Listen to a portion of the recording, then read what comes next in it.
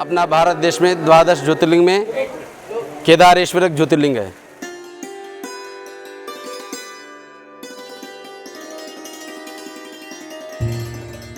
Hello everyone, গত পর্বে আমরা দর্শন করেছিলাম দাড়িমাতা মায়ের মন্দির আর দর্শন করেছি দেবপ্রয়াগের। দেবপ্রয়াগ হচ্ছে অলকানন্দা নদীর একটি অন্যতম প্রয়াগ, যেখানে অলকানন্দা নদীর সাথে ভাগীরথী নদীর মিলন হয়ে সৃষ্টি হচ্ছে গঙ্গা নদী। দেবপ্রয়াগ থেকে রুদ্রপ্রয়াগের ডিস্টেন্স প্রায় 66 কিলোমিটার আর সময় লেগেছে 2 ঘন্টা।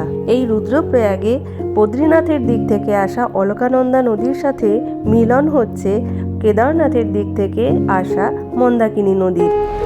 আমরা এসে পৌঁছে গেছি রুদ্রপ্রয়াগ, আর এই হচ্ছে রুদ্রপ্রয়াগের সঙ্গম স্থান। ওইটা হচ্ছে অলকনন্দা আর এটা হচ্ছে মন্দাকিনী, এই দুটো এই জয়েন হয়ে চলে যাচ্ছে। হ্যালো,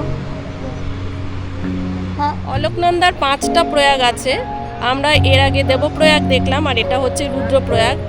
এখানে লোকালিটি দেখো, অ্যাকচুয়ালি রুদ্রপ্রয়াগ হচ্ছে একটা ডিস্ট্রিক্ট, এখানকার একটা ডিস্ট্রিক্ট হচ্ছে রুদ্রপ্রয়াগ।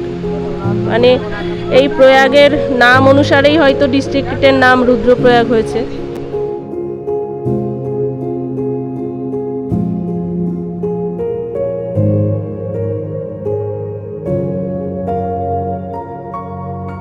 রুদ্রপ্রয়াগ দর্শন করে আমরা এবার চলেছি গুপ্তকাশীর দিকে। ডিস্টেন্স 45 কিলোমিটার, সময় লাগবে 1.5 ঘন্টা। বিজয়নগর অগস্ত্যমুনি জনপদ রুদ্রপ্রয়াগ এখন আমরা ক্রস করছি, আর নিচ দিয়ে অলকানন্দা বয়ে চলেছে।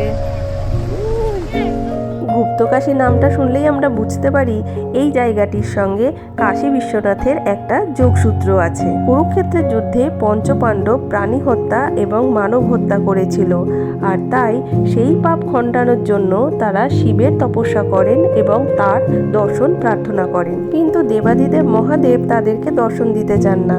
তখন পাণ্ডবরা পার্বতী মায়ের তপস্যা করতে শুরু করলো।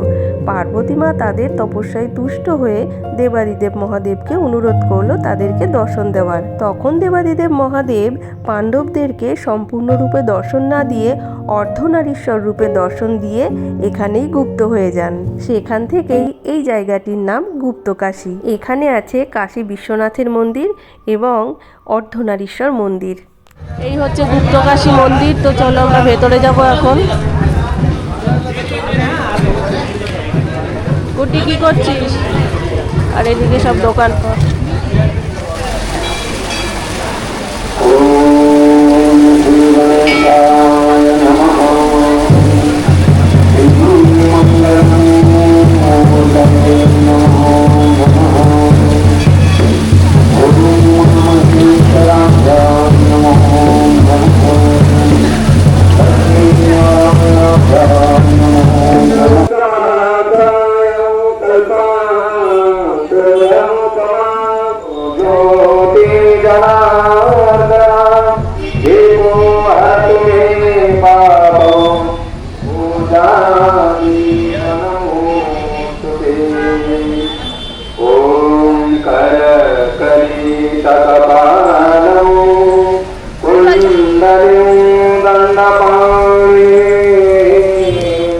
এই কুণ্ডটির নাম মণিকর্ণিকা কুণ্ড, যার একদিকে গোমুখ থেকে বেরিয়ে আসছে গঙ্গা ধারা আর অন্যদিকে হাতিমুখ থেকে বেরিয়ে আসছে যমুনা ধারা। অবাক করা কাণ্ড হলো এই কুণ্ডতে কখনোই জল শুকায় না বা কখনোই এখানকার জল ওভারফ্লো হয়েও যায় না।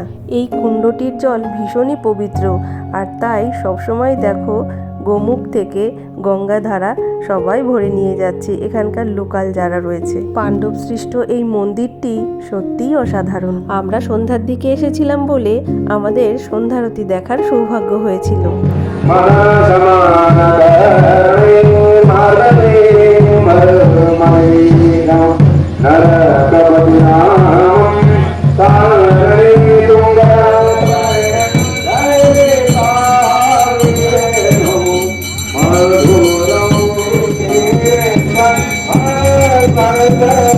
এবার চলো এখানকার মুখ্য পূজারী শিবলিঙ্গ পূজারীজির মুখ থেকেই আমরা এই জায়গাটির মাহাত্ম্য সম্পর্কে জানব। ओम श्री गुरुभ्यो नमः। अपना भारत देश में द्वादश ज्योतिर्लिंग में केदारेश्वर ज्योतिर्लिंग है। सौराष्ट्रे सोमनाथंच श्रीशैले मल्लिकार्जुनम उज्जैन्यां महंकाल ओंकार ममलेश्वरम परल्यां वैद्यनाथंच डाकिन्यां भीमशंकरम सेतुबंधे तु रामेशम नागेशम दारुकावने वाराणस्यन्तु विश्वेशम त्र्यंबकम गौतमी तटे हिमालये तो केदारम गुरुश्रुणेशंचु शिवालये एतानि ज्योतिर्लिंगानि सायं प्रातः पठेन्नरः सप्त जन्म कृतम पापम स्मरणेन विनश्य। जैसे 12 ज्योतिर्लिंग है, 12 ज्योतिर्लिंग में केदारेश्वर एक ज्योतिर्लिंग है। ऐसे ज्योतिर्लिंग विश्व विख्यात ज्योतिर्लिंग केदारेश्वर है। क्यों मने षड्मासे पूज्यतो देवः, षड्मासे मानव स्थित, 6 महीने मानव द्वारा पूजा करते हैं, 6 महीने देवी देवता द्वारा पूजा करने का स्वयं ज्योतिर्लिंग केदारेश्वर जी है। के मने ही स्वर्ग है, दार मने ही दरवाजा। वैसे ही जब महाभारत, ये तो केदारनाथ ज्योतिर्लिंग सत्ययुग के है, उसके बाद महाभारत कुरुक्षेत्र युद्ध के बाद पंच पांडवों को ब्रह्म हत्या, गुरु हत्या, गोत्र हत्या का जब श्राप लगते हैं, श्राप विमोचन के लिए हिमालय पे जब आते हैं भोलेनाथ के दर्शन के लिए, पंच पांडवों ने बनारस काशी से उत्तर काशी होते हुए इस क्षेत्र में आते हैं। लेकिन भोलेनाथ यहाँ भी उनको परिपूर्ण दर्शन नहीं दिया। इस क्षेत्र से भोलेनाथ गुप्तवास लेते हैं, अंतर्ध्यान हो जाते हैं, इसलिए इस क्षेत्र का नाम गुप्त काशी है। ये स्वयं काशी विश्वनाथ के दर्शन है। और यहाँ से गुप्त होने के बाद माता पार्वती की तपस्या करते पंच पांडवों ने, माता पार्वती की कृपा से, क्योंकि तो जहाँ शिव है वहाँ शक्ति है, जहाँ शक्ति है वहाँ शिव है। इसलिए तो कहते हैं वाघरता विव संपृक्तो वाघरता प्रतिपत्तये जगत पितरौ वंदे पार्वती परमेश्वर। जगत की माता पार्वती है, पिता परमेश्वर है। इसलिए तो आप लोग कहते हैं त्वमेव माता च पिता त्वमेव, त्वमेव बंधुश्च सकलात्ममेव, त्वमेव विद्यम दृढ़ंतमेव, त्वमेव सर्वम मम देव नव मम देव देवा। ऐसे सर्वस्व शिव और शक्ति है।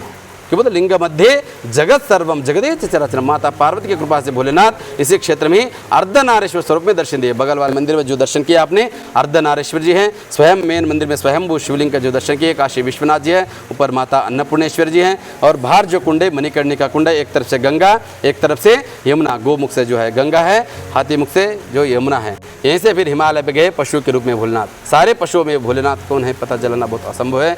तब पंच पांडव भीम ने उग्र रूप लेकर मेरु सुमेरु पर्वत के ऊपर खड़े होकर सारे पशुओं को नीचे से जाने देते, सारे पशु चले जाते, लेकिन रह गए स्वयं महादेव। तब पता चल जाता वही स्वयं भोलेनाथ है। दर्शन स्पर्शन, जब तक दर्शन नहीं हो पाते तब तक उनको मोक्ष प्राप्ति नहीं थे, तब भोलेनाथ दर्शन कर ले जाते हैं। तब तक भोलेनाथ मुखभाग जमीन में चिप जाते हैं। अग्रभाग पशुपतिनाथ नेपाल काठमांडू में दर्शन दिए, और जो शेष भाग बच गए केदारनाथ में पृष्ठ भाग में बैक साइड की।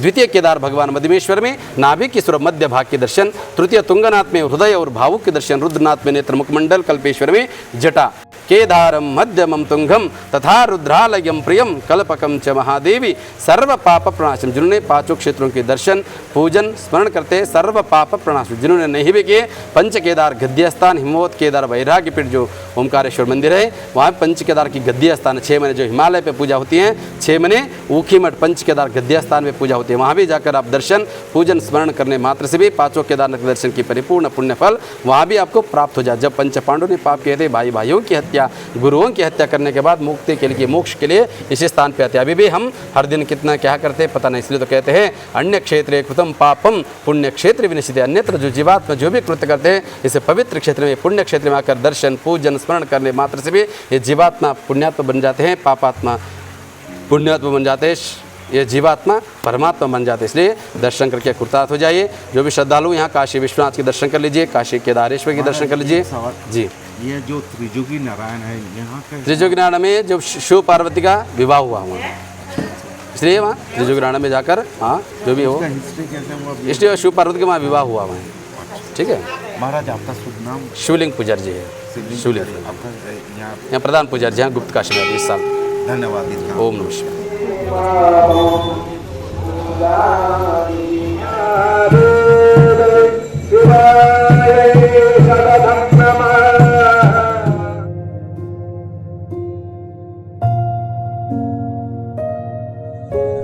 গুপ্তকাশী মন্দির দর্শন করে, গুপ্তকাশীকে কাশী বিশ্বনাথকে দর্শন করে আমরা এখন চলে এসেছি কাছাকাছি একটা হোমস্টেতে। এখানে অনেক বড় বড় হোটেল আছে, কিন্তু আমরা এসেছি ধর্মেন্দ্র হোমস্টে।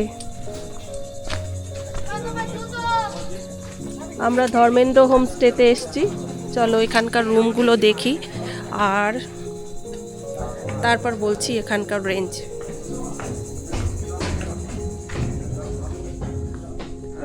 এই হচ্ছে এখানকার রুম, ডাবল বেড আর সুন্দর একদম ক্লিন, একটা টেবিল একটা চেয়ার, ওয়েস্টবিন রয়েছে, আর বাথরুমটাও ছোট্টখাট্টো বেশ সুন্দর,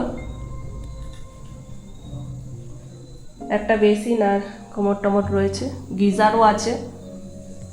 তো এখানে আমরা 3টে রুম নিতাম, 3টে রুমের জন্য বলেছিল 2500 টাকা, কিন্তু এখন অফ সিজন যেহেতু একদম হোটেলগুলো মোটামুটি ফাঁকা, তো তাই জন্য 3টে রুম আমরা 2000 টাকায় মানে বুক করলাম। আজকের রাতটাই থাকবো, কালকে আবার 3rd ডের জার্নি শুরু হবে আমাদের। এখন আমাদের রিফ্রেশমেন্ট টি, লাল চা সঙ্গে বিস্কিট। ঠান্ডা লাগছে? আমার বেশ ঠান্ডা লাগছিল। দুজনেই দেখো, দুজনেই সোয়েটার পরে নিচ্ছে, এখানে বেশ হালকা হালকা বেশ ঠান্ডা। আমাকে জোর করে কি ভালো লাগছে ওয়েদার। না ওয়েদারটা বেশ ভালো, গলায় একটা পেঁচালেই হয়ে যাচ্ছে। প্লেজেন্ট ওয়েদার, কিন্তু এই ঠান্ডাটা গায়ে লাগানো ভালো না। আর আজকে ডিনারে আছে গরম গরম রুটি আর আলু কড়াইশুঁটির তরকারি। আমরা খেতে বসে গেছি। কালকে আমরা ত্রিযোগী নারায়ণ দর্শন করে পৌঁছে যাব গৌরীকুণ্ড। So stay tuned.